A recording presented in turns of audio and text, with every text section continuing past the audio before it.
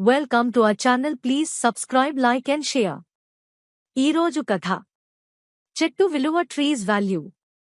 ఒక చిన్న గ్రామంలో రాజు అనే బాలుడు ఉండేవాడు.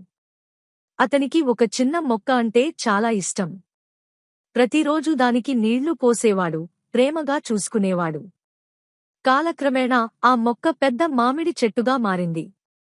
దానికి చల్లని నీడ, రుచికరమైన పండ్లు వచ్చాయి. ఒకరోజు రాజు ఆనందంగా చెట్టును పట్టుకుని ఊగుతున్నాడు.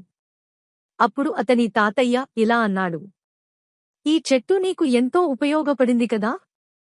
ఇప్పుడు నీడ ఇస్తోంది, పండ్లు ఇస్తోంది. ఇది కూడా మనలా పెరుగుతుంది.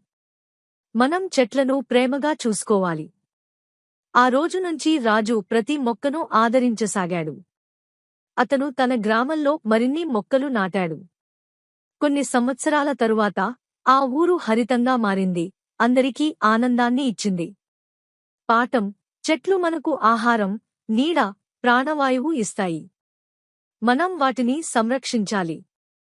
ఈ కథ చిన్న పిల్లలకు చెట్ల ప్రాముఖ్యతను బోధిస్తుంది. నచ్చిందా? ఇంకొన్ని కథలతో వస్తాను. బాయ్ బాయ్ పిల్లలు.